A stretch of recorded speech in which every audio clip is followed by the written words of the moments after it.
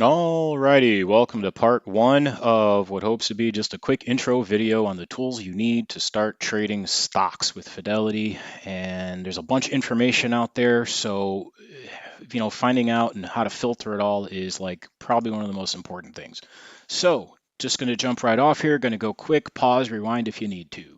Yahoo Finance. A lot of people will give you shit for even looking at this or talking about it, but I use it just for information, general information like what's going on in the major four indexes, as well as the useful watch list that you can get. Bookmark this. Make sure you're signed in with your Yahoo account, because you can go to your app on your phone. There's a specific Yahoo Finance app. You log into it with your email. It's very easy and quick to see what's going on. You can see there's a big bunch of red going on. But you see these should be kind of familiar here. Soundhound, D-Wave, Rigetti, Big Bear, Riot. These are ones we've been working with for a while. So if you want to pull up a stock and add it to your ticker, like say Apple, you can just type it in right here, hit Apple. Yahoo will generate it for you, and you can just hit follow, add to my watch list. And that's it. You come right over here, and there it is. It's right at the top of your list. You come change your mind later, you can just delete it, and it's gone. And all that will be represented on the phone app as well. So very easy to pull up and just get information real quick. This is one of the first things I launch when I actually start looking at stuff in the morning. These indexes are important. You can really get into what that's all about. S&P 500 is the 500 biggest US companies. Okay, so they're all the big dogs. And basically also the Dow Jones, which is 30 companies. And then the NASDAQ is all the other ones with a big concentration in technology stocks. And the Russell 2000 is for smaller companies. So it's really just, that's just what it means. It's not a big deal. But you can see that they're all in the red. And if that happens, it's not uncommon to see this, and you shouldn't freak out if your portfolio looks like it either. This is a market trend, and this is what's happening to everything. Gee, why is that happening?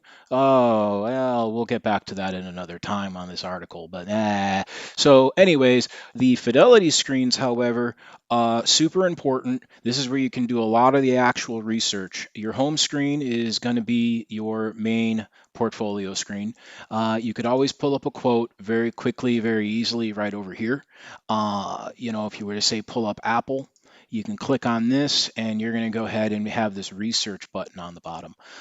This pulls up another tab. Fidelity likes to do that, so it can get a little loaded up here. But you have a lot of other information here that you don't have on Yahoo, specifically the company profile. Who is this company? What do they do? What do they make? Where are they headquartered at? When were they founded? Yahoo, for some reason, just doesn't like to share this info. We're going to dive into all that nitty gritty in another video. The other thing about Fidelity that's kind of like the secret, and it's under news and research, stocks, ETF, and crypto. Okay. You scroll down, and this isn't really advertised, but under today's events, you'll see upgrades, downgrades. If you click on upgrades, probably the same thing will happen. If you click downgrades, it opens up a new tab, and this is the upgrades, downgrades.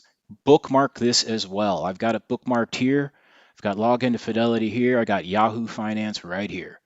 And I'm clicking on these three every morning. This is where it starts. We're going to dive into video 2, and this is where it starts on how to find good stocks yourself. Super, super important to get that. Other than that, I'm going to try to not drag on with this, and we're going to dive into some other juicy stuff, starting with the actual periods that you can trade in. Because the normal market hours, Eastern time zone, is 9:30 in the morning to 4 o'clock in the afternoon. Yes, you can do trades after hours till 8.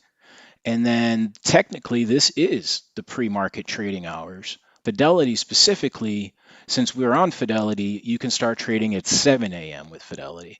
But technically, on other trading platforms, you could go as early as 4 a.m., believe it or not. But with Fidelity, we're at 7 a.m. to do pre-market, post-market, but we'll get into that later. All right, cool. Just get that set up, and you need to get your Fidelity app on your phone as well. We'll do part 2 next time.